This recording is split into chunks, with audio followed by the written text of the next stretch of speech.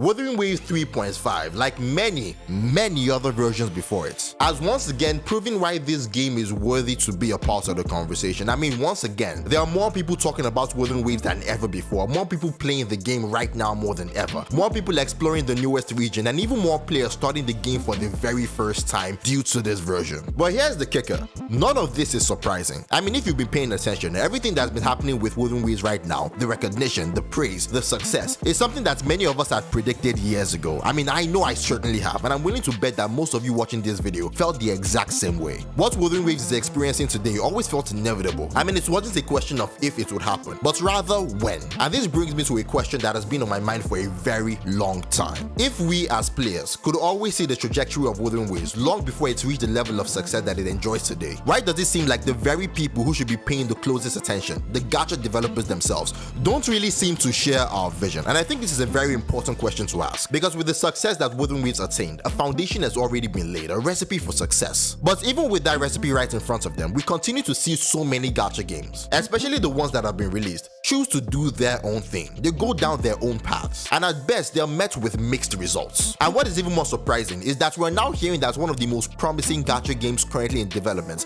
appears to be following the exact same path. So we're back to that same question. With all the success Wuthering Waves has managed to achieve in just 2.5 years, why aren't newer gacha games taking notes? Why aren't they learning from a game that has already proven it can break through and achieve this level of success? That's exactly what we're going to talk about in this video. So if you're into the kind of content, make sure to leave a like and let me know your thoughts in the comments. Why do you think newer gacha games are the way they are? Is it simply stubbornness? Am I missing something about the direction these developers are trying to take, or is there another perspective that deserves more attention? Tell me all that and more in the comments below, and of course don't forget to subscribe and keep yourself on any of my future videos. Let's get into it. Here's a really interesting question. What actually makes a good gacha game? And I think this is one of the easiest yet hardest question you can ask, whether you're talking to a gacha developer or just someone who plays these games regularly. I mean, these days there are so many gacha games you could point to as examples of what a good gacha game looks like. Some people could point to older titles like Limbo's Company, games that excel in storytelling even more so than the games that exist today. Others could point to their personal favorites, Zenless Zone Zero, Honkai Star Rail, games that give them a specific feeling, something they simply can't get from any other gacha game on the market today. And really, every single one of these examples matters. The fact that we can point to different games and talk about the unique emotions they evoke is one of the greatest things about gaming in the first place. But that being said though, what you've come to understand is that every genre eventually has a standard. It has that one game that everyone measures everything else against. I mean, when you think about Souls games, for instance, I'd imagine Elden Ring is the first game that comes to mind. And if I tell you to give me an example of an open world sandbox that combines third-person shooting, driving mechanics, and complete player freedom, well, at that point, I'm just explaining GTA for you. I mean, these games have become the benchmark for their respective genres, the standard where most other games in that genre take their inspiration from. And the exact same thing has happened with gacha games. I mean, no matter how many gacha games have existed or how many will exist in the future, it feels like every road eventually leads back to Genshin Impact and Wuthering Waves, the two biggest games in the entire gacha space, and arguably the two most acclaimed games in the genre. I mean, it's no secret that regardless of how big they are, or rather due to how big they are, there is this never-ending war between Genshin Impact and Wuthering Waves, a rivalry that will probably rage on to the heat death of the universe. But here's what is really interesting. Despite all the friction between these two communities, between these two games, there are no two gacha games more similar to each other than Genshin Impact and Wuthering Waves. And I think that is something a lot of people overlook. I mean, yes, we often talk about how Genshin Impact has improved because of Wuthering Waves. Whether it's the gameplay changes or the countless new animations that have been added over the past year, there are features in Genshin Impact today that many of us genuinely understand would not exist if Wuthering Waves hadn't entered the markets. But here's the thing, the reverse is equally true. Wuthering Waves would also not exist in the form it does today, nor would it have reached the level of popularity it enjoys now if Genshin Impact had not come before it. In fact, if there is any game in the entire gacha space that followed Genshin Impact's blueprints almost to the letter,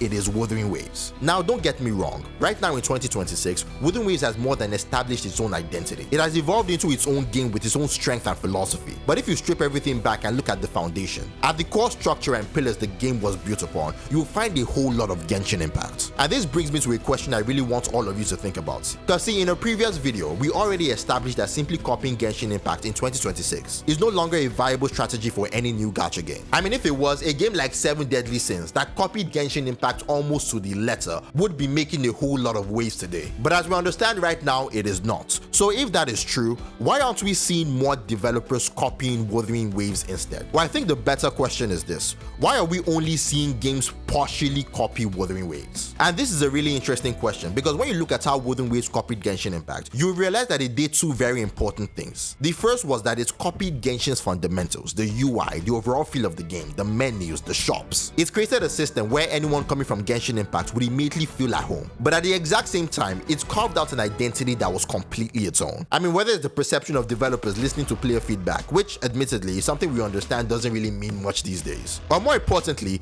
the game's incredible characters, regions, stories. I mean, Wuthering Waves has constantly reinforced the idea that these experiences can only exist, well, in Wuthering Waves. That is what has given the game its identity. Going forward though, the second thing Wuthering Waves copied was Genshin's gacha system, but instead of copying it one-to-one, it's made a few tweaks. Changes that seemed almost insignificant at first. I mean, an 80 pull pity instead of 90, no 50-50 on the weapon banner. I mean, on paper, this doesn't sound like massive changes, but in practice, they were enough to transform one of the industry's most notoriously predatory gacha systems into one of the most player-friendly. And those two decisions, copying the foundation while building its distinct identity and refining the gacha system instead of reinventing it, are the pillars that Wuthering Waves was built upon. They're the reason the game was able to stand beside Genshin Impact instead of simply living in its shadow. And even more importantly, they were a formula that newer gacha games could look to and emulate. But what we've come to realize is that even though Wuthering Waves has already paved the road to success, a path that any new gacha game could follow to reach the level Wuthering Waves is at today eventually, we really haven't seen a single game copy Wuthering Waves as effectively as Wuthering Waves copied Genshin Impact. I mean, take Neverness to Everness as a really good example, because when you think about it, in one sense, NCE did exactly what Wuthering Waves did to Genshin Impact. It's looked at an existing gacha system, whether you consider that Genshin's or Wuthering Waves, and refined it. It's made tweaks that have arguably created one of the most player-friendly gacha systems in the entire genre. And nobody in their right mind can deny that that is a good thing. That is exactly what we as players want. But as great as that is,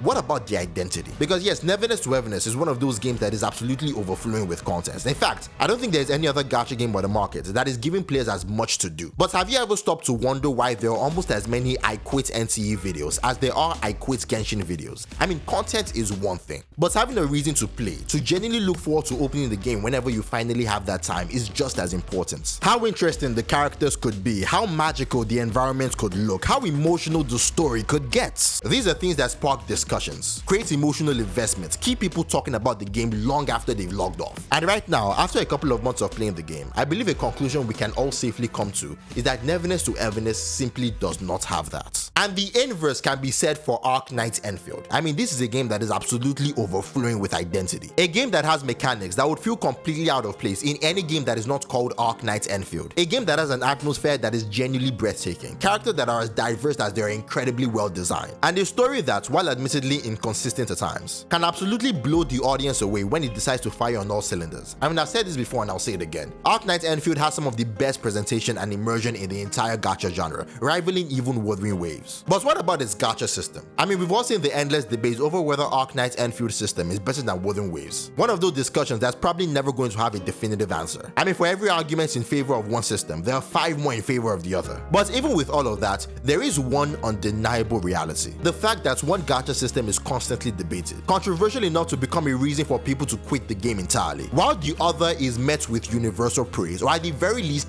complete neutrality. I mean, yes, people quit Wuthering Waves for all sorts of reasons. Maybe the combat is too fast-paced, maybe the game simply isn't for them, maybe they lose interest over time. But one thing you almost never hear cited as a reason they quit is the gacha system. And I think that is one conclusion worth taking away from the Arc Knight Enfield versus Wuthering Waves debates. I mean, regardless of whether you personally prefer the Arc Knight system or not, almost everyone accepts the Wuthering Waves system. And now you understand why I asked that question earlier. I mean, both Neverness to Everness and Arc Knight Enfield, instead of fully copying Wuthering Waves the same way Wuthering Waves fully copied Genshin Impact, decided to go their own direction instead, and we've seen the results of that. And this brings us to the game that inspired this video in the first place, Silver Palace. I mean, if you've watched my previous video on this game, you know it's a game that I've openly endorsed, and I still do. Because from everything we have seen so far, Silver Palace looks like it is capable of doing what Wuthering Waves and Arc Knight Enfield have already managed to do. Take a proven formula while creating an identity that genuinely stands out. I mean, from the trailers alone, you can tell that this is a different kind of game. It doesn't look like something we've already played before. I mean, I genuinely believe that the overall experience has the potential to rival some of the best we've seen in the gacha genre. But just like Arc Knight Enfield and Neverness to Everness, Silver Palace also seems to be choosing not to follow the formula that we already know works. Now, in case you've been living under a rock, a couple of weeks ago, we found out that the Silver Palace developers, instead of going the Wuthering Waves route, appears to be leaning more towards the Arc Knights Enfield route, building a strong identity while pairing it with a much more controversial gacha system. Now, before I go any further, it is important to point out that none of this is set in stone. Everything we're talking about is still subject to change. In fact, before we even learned about the current system, there were already rumors that Silver Palace was using something much closer to Genshin's Gacha. And if those rumors were indeed true, then at the very least it tells us that the developers are exploring different options, which I actually think is a very smart approach. But out of every upcoming gacha, I genuinely believe there isn't one that would benefit more from following the Wuthering Waves route than Silver Palace. I mean, this game has already done the hard part. It has already established an identity. It has already proven that in a genre where so many games look and feel the same, it has the potential to be one of the few that truly stands out. We've seen it through its gameplay, we've seen it in its world design, its characters, the overall atmosphere it creates. I mean, this is yet another game that, much like Wuthering Waves, has the potential to completely immerse you in its world. But if there is one thing